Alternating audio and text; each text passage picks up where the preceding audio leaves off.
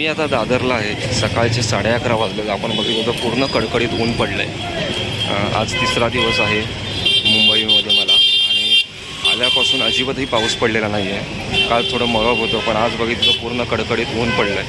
आणि आपण सिद्धिविनायक मंदिराकडे जाणार आहोत. तर आपल्याला पुढे जाऊन ब्रिज क्रॉस करून पलीकडे आपल्याला टॅक्सी वगैरे भेटेल, तर ह्या ब्रिजनेच आपल्याला जायचं आहे. तर आज पावसाची परिस्थिती बघितली तर पावसाची लक्षणं अजिबात दिसत नाही. थोडं आकाशाकडे दाखवतो तुम्हाला, पूर्ण निरभ्र आहे आकाश. आणि इथून थोडं आपल्याला पलीकडे गेल्यानंतर ब्रिजवरनं सुद्धा तुम्हाला दाखवतो की जवळजवळ काल असेल परवा असेल अजिबात पाऊस पडलेला नाही आहे. तर हा समोरचाच ब्रिज चढून आपण वरती आलो आहे, आणि इथून आपल्याला पलीकडे जायचं आहे सिद्धिविनायक मंदिराकडे जाण्यासाठी.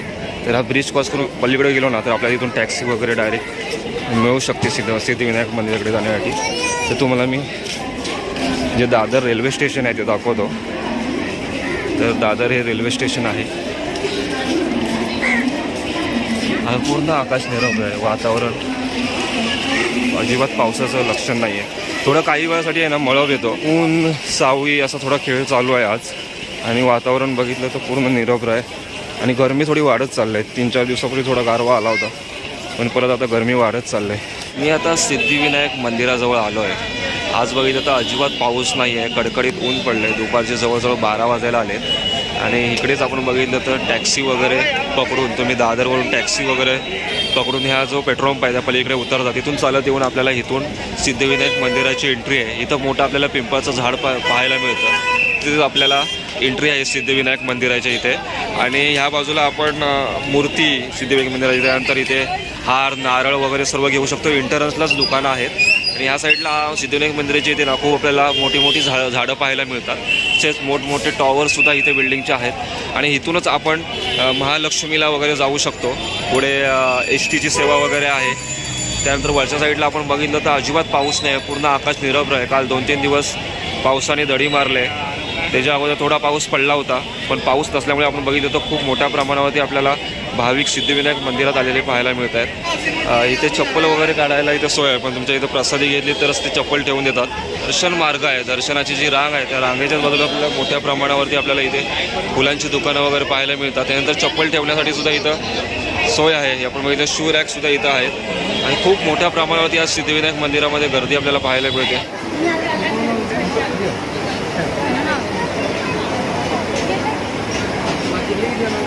तर सिद्धिविनायक मंदिरात आहे. सिद्धिविनायक मंदिरातला हा परिसर आहे. आपण बघू शकतो मोठ्या प्रमाणावरती आज गर्दी आहे. जवळजवळ 3 तास मी रांगेमध्ये उभा होतो. आणि त्यानंतर मला मंदिरामध्ये आता गाभाऱ्यात मी थोड्या वेळात जाणार आहे. आज शुक्रवार आहे तरी पण बघितलं तर खूप मोठ्या प्रमाणावरती गर्दी आहे. आणि मंगळवारी तर यापेक्षा गर्दी असते. जवळजवळ 3 तास मी आता रांगेमध्ये उभे आहे. सिद्धिविनायक मंदिराचा परिसर आहे. इथूनच आम्ही आता दर्शन घेऊन बाहेर पडलो. मोठ्या प्रमाणावरती आज गर्दी आहे.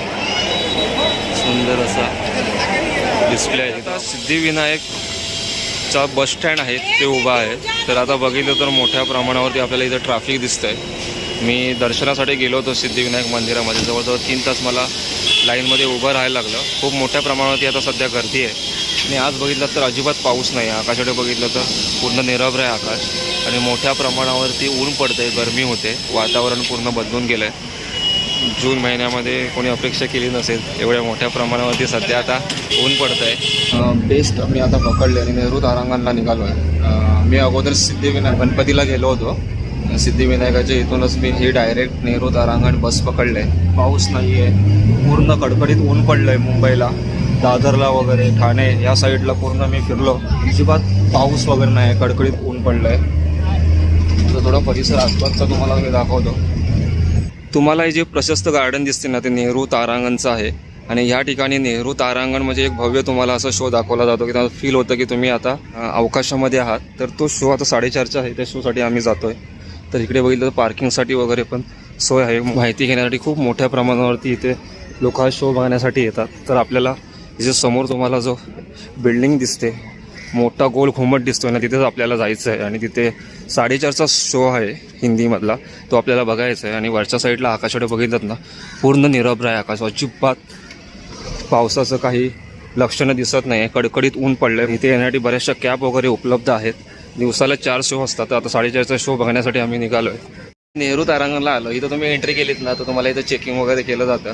बॅग वगैरे दाखवायला सांगितलं जातं. आता एंट्री भेटते. तर आता 4:30चा शो आहे, त्यासाठी मी तिकीट काढणार आहे. तुम्हाला प्रोसेस तसं पूर्ण इथं गार्डन वगैरे आहे आणि ह्या साईडला तिकीट वगैरे तिथे तिकीट काढू शकता. तर आपण इथं तिकीट काढून पुढे जाणार आहोत. तारांगणचं मी तिकीट काढलं आहे. पर हे 150 रुपये अशी प्राईज आहे. तर आमच्या दोघांची 300 रुपये तिकीट घेतलेले आहे. आणि नेहरू तारांगण आहे ना, समोर तुम्हाला फिरण्यासाठी मोठं गार्डन पाहायला मिळतं. तर मी फॅमिलीबरोबर इथं फिरू शकता. सुंदर असं गार्डन आहे आणि भव्य मोठी बिल्डिंग आपल्याला पाहायला मिळते तिकडे.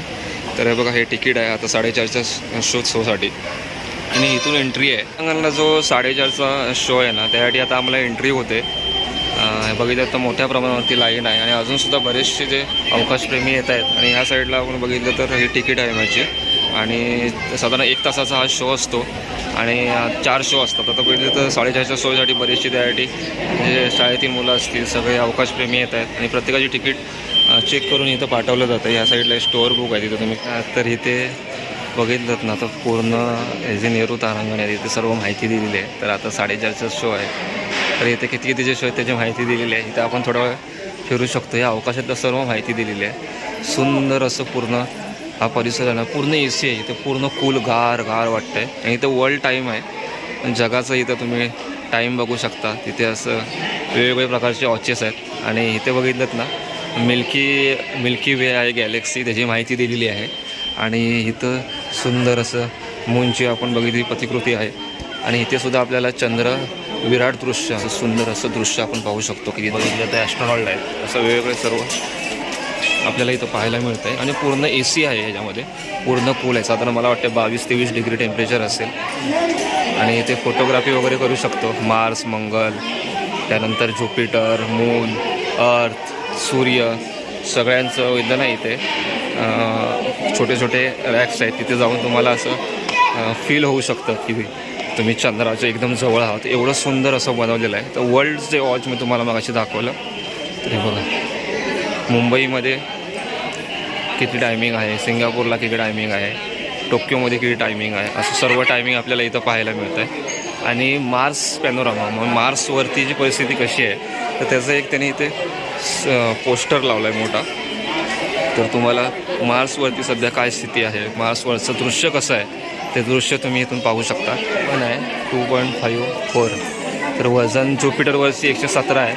त्यानंतर मार्स मंगळवरती माझं वजन किती असेल तर ते सांगितलेलं आहे. तर ग्रॅव्हिटी आहे अर्थची 1 आहे, तर मार्सची आहे ती 0.38. त्यामुळे माझं वजन आता मार्सवरती किती होते ते बघूया. फक्त 26 किलो वजन भरतं आहे मार्सवरती.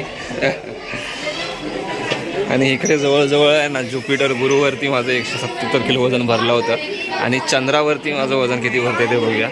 तर इथे मुलगा आहे त्याचं फक्त 5 किलो वजन. तर ह्या काकांचं वजन फक्त 12 किलो भरतं आहे. त्यांचं जवळ 70 किलो वगैरे वजन असेल.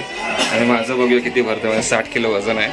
तर फक्त 11 किलो वजन भरतं आहे. तर माझं 60 किलो वजन आहे. तर माझं सूर्यावरती मी गेलो तर माझं वजन 1978 किलो एवढं वजन भरेल. जर डोक्याच्या वरती बघितलं नाही तर नेहरू तारांगणला माझ्या डोक्याच्या वरती आकाशगंगा बनवलेली आहे. म्हणजे इथे सूर्य दाखवले आहे, बुध, शुक्र यावरती कसे राऊंड मारतात ते इथे दाखवलेलं आहे. आणि ह्या बाजूला म्हणून बघितलं ना, पूर्ण जे चंद्रावरती सूर्यावरती तुमचं वजन किती होईल. त्यानंतर आता वॉशरूम वगैरे आहे. आणि तुम्हाला नाश्ता वगैरे करायचा असेल, समोसा वगैरे तुम्ही इथे खाऊ शकता. नेहरू तारांगण आहे, त्याचं जे अवकाशगृह आहे तिथे आपण तो शो बघणार आहोत. त्याची एंट्री आहे. तर एंट्री केल्यावरच आपल्याला सुंदर इथं पोस्टर पाहायला मिळतात. इथे मोठ्या प्रमाणावरती सगळेजण फोटो काढत आहेत. तर बघितलं ती ही एंट्री आहे. आणि एंट्री करून आपल्याला वरच्या बाजूला जायचं आहे. ग्राउंड फ्लोअर होता ना, त्या ठिकाणी आपण आता सर्व माहिती घेतली. आणि आपण आता इथे वरती फर्स्ट फ्लोअरला आलो आहे. तर इथं विक्रम साराभाईंचा वगैरे सर्व इमेजेस पाहायला मिळतात. अल्बर्ट आईन्स्टाईन आहे, त्यांचासुद्धा आपल्याला इथे फोटो पाहायला मिळतो आहे. आणि इथे एक डिस्प्ले आहे. तर तिथे सर्व आपण जो मॅप आहे तो मॅप पाहू शकतो. ठिकाणी आहे ना, युनिवर्सचा जो पूर्ण युनिवर्स आहे त्याचं सर्व आपल्याला एक इथे फोटो दिलेला आहे. ज्या आकाशगंगा वगैरे आहेत त्यांचं पूर्ण आपल्याला इथे इमेजेस पाहायला मिळतात. त्यानंतर वेगवेगळे ग्रह आहेत, पृथ्वी, सूर्य, त्यानंतर बृहस्पती, शनी, या सर्वांचं इथं पोस्टर आहे. त्यांची सर्व इथं माहिती दिलेली आहे. त्यांचा एरिया वगैरे, डायमीटर किती आहे.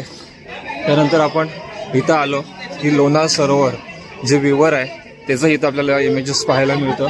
त्यानंतर आपण इकडनं पुढे गेलो की इथं डायनासोरची जी उत्पत्ती होती आणि त्यांचा नाश कसा झाला तर ते सर्व इथं माहिती दिलेली आहे. पुढे आपण इथं आलो, कंकणाकृती ग्रहण वगैरे जे लागतात त्या ग्रहणाची सर्व माहिती दिलेली आहे. त्यानंतर आपल्याला इथं बघितलं स्टार सन आहे, त्याची पूर्ण आपल्याला माहिती दिलेली आहे. आणि ह्या साईडला आपल्या सर्व ज्या आकाशगंगा वगैरे आहेत, त्यानंतर नेब्युला, त्यानंतर क्लाउड, कोर्नॅक्स, या सर्वांची आपल्याला इथं माहिती पाहायला मिळते. आणि आपल्याला इथे मोठं असं एक पोस्टर पाहायला मिळतो. त्या ठिकाणी प्लॅनेट सॅटर्न, त्यानंतर अर्थ आहे ते आपल्याला मूनवरून, चंद्रावरून अर्थ कशी दिसते त्याचं आपल्याला इथे एक पोस्टर पाहायला मिळतं. आणि सुंदर इथं आपल्याला क्लास झेजेस युनिवर्स प्लॅनेटरिझम प्रोजेक्ट, जो हा प्रोजेक्ट होता 1977-2003चा, त्या प्रोजेक्टची इथं माहिती दिलेली आहे. आपल्याला थोड्या वेळात हा शो चालू होईल. तर चेअर्स वगैरे आपण इथं बघू शकतो. पूर्ण गार वातावरण आहे. पूर्ण तुम्हाला वरचे जे डिस्प्ले तो डिस्प्ले दाखवतो. त्यानंतर ह्या बाजूला आलात ना तर आपल्या इथे PSLV वगैरे आहेत, त्यांची सर्वांची इथं माहिती दिलेली आहे. सोन्याची एक प्रतिकृती आहे, तिथे आपण जाऊन आपल्या स्वतःचा फोटो काढू शकतो. त्यामुळे सर्वांनी इथं मोठ्या प्रमाणावरती गर्दी केली आहे ॲस्ट्रोनॉट बरोबर फोटो काढण्यासाठी.